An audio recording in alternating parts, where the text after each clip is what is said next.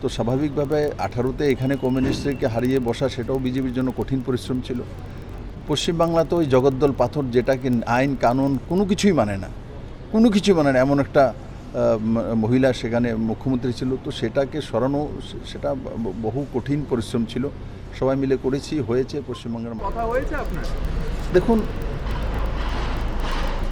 মানে কথার বিষয় না, বিষয়টা হচ্ছে যে পশ্চিমবঙ্গের জয়টা শুধু পার্টির জয় না, সেটা পশ্চিমবঙ্গের মানুষের অস্তিত্বের জয়। মানুষের অস্তিত্ব কাহিল ছিল রাজ্যটার মধ্যে, বলার অধিকার নেই, কাজ করার অধিকার নেই, মহিলাদের বেরোনোর অধিকার নেই, যুবাদের রোজগার করার অধিকার নেই।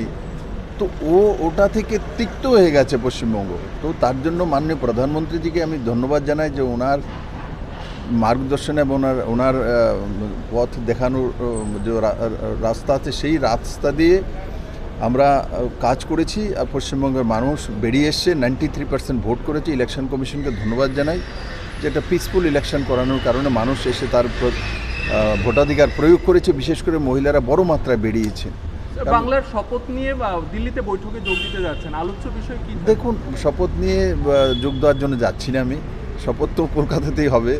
আমি যাচ্ছি কারণ দিল্লিতে তো যেতেই হবে, কাজ আছে, তার জন্য যাচ্ছি। আর যেটা রায় দেওয়ার পশ্চিমবঙ্গের মানুষ দিয়ে দিয়েছে, এখন কাজ হচ্ছে যে আমরা যাতে পশ্চিমবঙ্গের মানুষের যে আশা ভরসা সেটা নিয়ে বিজেপিকে ভোট দিয়েছে, সেটা যাতে পূরণ করতে পারে মাননীয় প্রধানমন্ত্রী নরেন্দ্র মোদীর নেতৃত্বে। সেটাই আমাদের এই বহু বছর পর, 50 বছর পর পশ্চিমবঙ্গের মধ্যে কেন্দ্র এবং রাজ্য এক সরকার আসবে, এক সরকার কাজ করবে।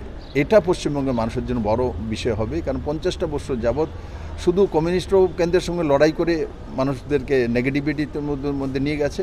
আর উনি তো কোনো কিছু বাকিই নেই, নেগেটিভিটি হার মেনে গেছে ওনার সামনে। মমতা ব্যানার্জি বলছিলেন যে লুট করা হয়েছে 100-র মতো আসন। ওনার দেখুন, যে যেমন তেমন ভাবে 93% ভোট করেছে, লুট করেছে। তো ওনার বিষয়ে গণকেছে, এখন এগুলো কথা বলে লাভ নেই। এখন ডেভেলপমেন্টের কথা বলো, পশ্চিমবঙ্গের মানুষের উন্নয়নের কথা বলো। জয়ের পর কি কোনো তৃণমূল নেতা বিজেপির সঙ্গে যোগাযোগ করছে?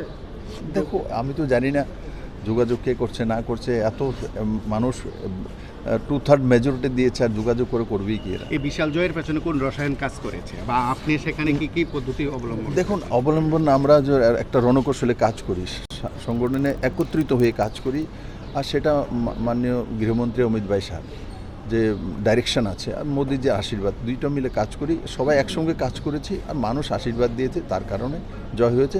জয়টা মানুষের জয়। ত্রিপুরাতে টানা বামেদের ক্ষমতার অবসানে আপনার অন্যতম ভূমিকা ছিল বলে বলা হচ্ছে। কেরলে বাম শূন্য, গোটা দেশে সংসদীয় রাজনীতিতে বাম শূন্য, কি প্রতিক্রিয়া থাকবে আপনার?